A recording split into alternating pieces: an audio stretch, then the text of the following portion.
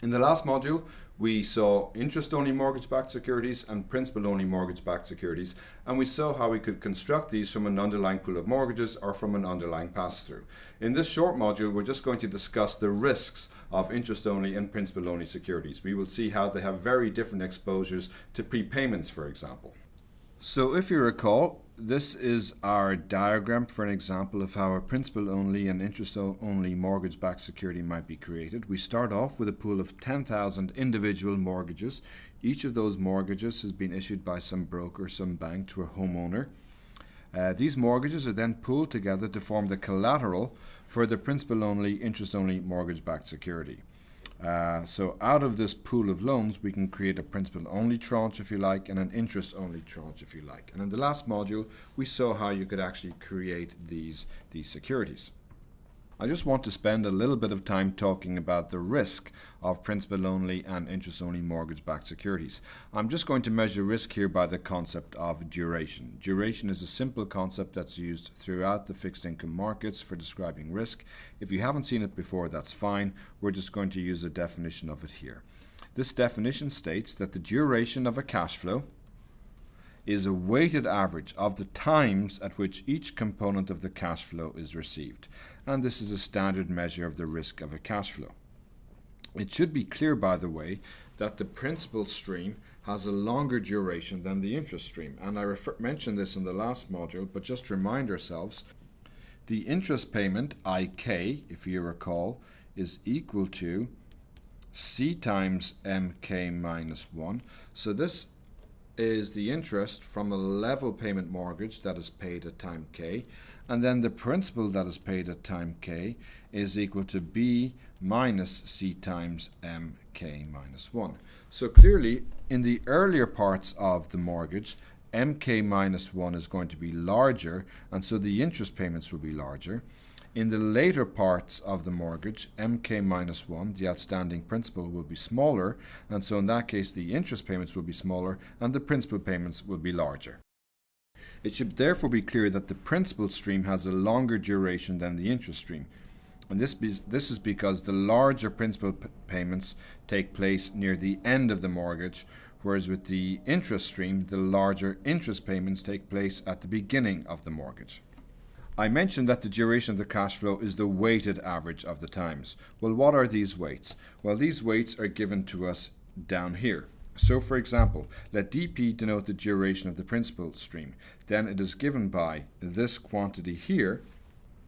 So I can write this as being equal to the sum from k equals 1 to n of wk times k, where wk is equal to 1 over 12 times v0, and if you recall, v0 is the value of the principal stream at time 0.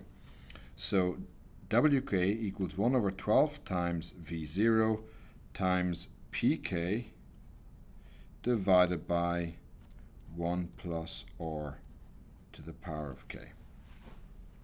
We divide by 12 just to convert duration into annual units rather than monthly units, because these k's are expressed monthly. So for example, if k equals 6, that refers to month 6. So these are the weights. So notice that what we're doing is we're saying that the duration is a weighted average of the times at which each of the components in the cash flow is received. The particular cash flow at time k has value equal to this piece here that I'm circling.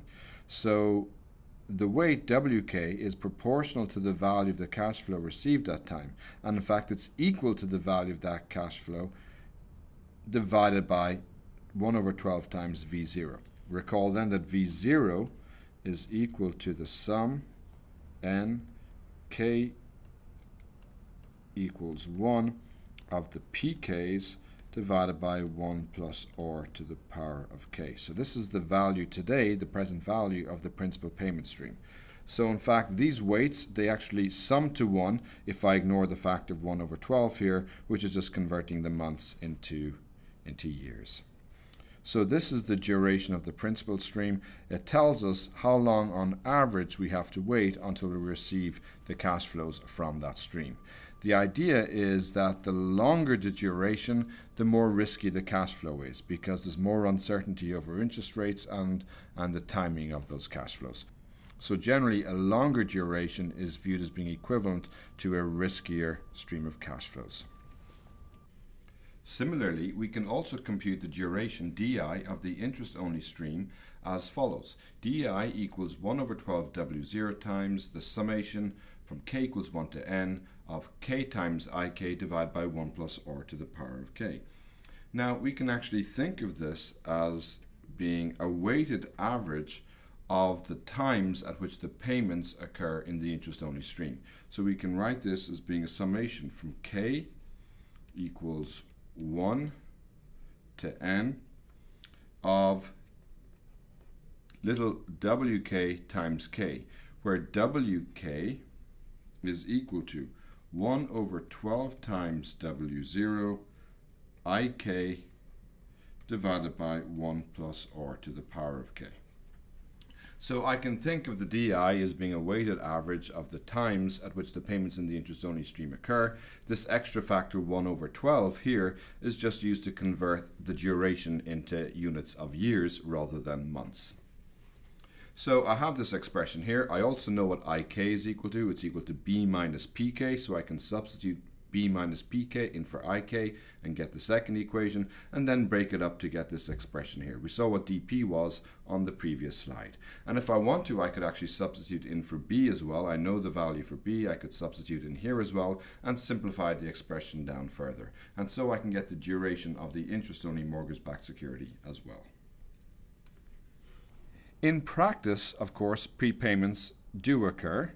To this point, we've assumed they do not occur, but this is not realistic. Pass-throughs do experience prepayments, and the principal-only and interest-only cash flows must reflect these prepayments correctly. This is actually straightforward to do, although I would mention that one should always be aware of the legal documentation in these securities.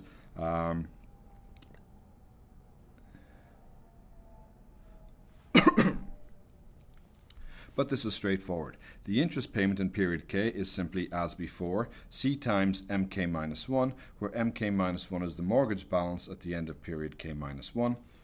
In practice, of course, prepayments do occur. To this point, we've assumed they do not occur, but this is not realistic. Pass-throughs do experience prepayments, and the principal-only and interest-only cash flows must reflect these prepayments correctly. But this is straightforward. The interest payment in period K is simply as before, C times MK minus 1, where MK minus 1 is the mortgage balance at the end of period K minus 1.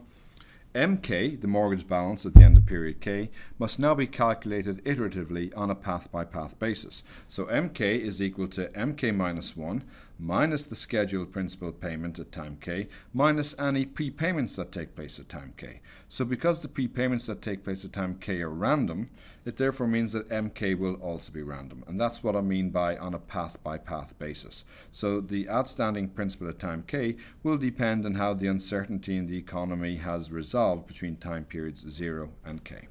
Finally, the risk profiles of principal-only and interest-only securities are very different from one another. And this is one of the reasons I wanted to discuss principal-only and interest-only mortgage-backed securities. Even though they are both constructed from the same underlying pool of mortgages, they actually have very different risk profiles indeed. And in fact, they can be very risky securities.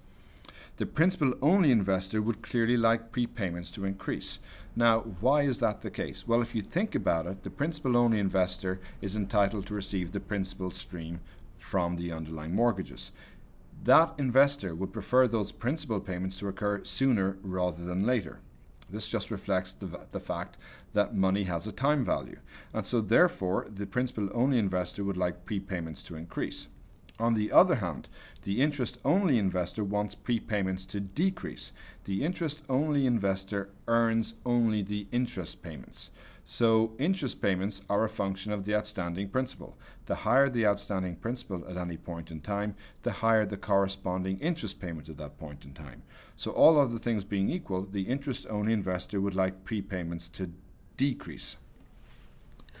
And in fact, in an extreme case, to see this, imagine that the entire principal pool repays immediately. So imagine an interest-only investor who owns the interest who owns the interest-only stream, and suppose the underlying mortgages all prepay immediately. Well, then the interest-only investor will get nothing because all of the principal will have been repaid, and so the outstanding interest on that principal will be zero. There will be no principal remaining, so no interest will be paid, and so the interest-only investor will get nothing. So in the extreme case, you could see how an interest-only investor would receive nothing from this fixed income security. So I hope this makes clear to you that the principal-only and interest-only securities have very different behaviors. In fact, the interest-only security is that rare fixed income security whose price tends to follow the general level of interest rates. When rates fall, the value of the interest-only security tends to decrease. And when interest rates increase, the expected cash flow increases due to fewer prepayments, but the discount factor decreases. The net effect can be a rise or fall in the value of the interest-only security.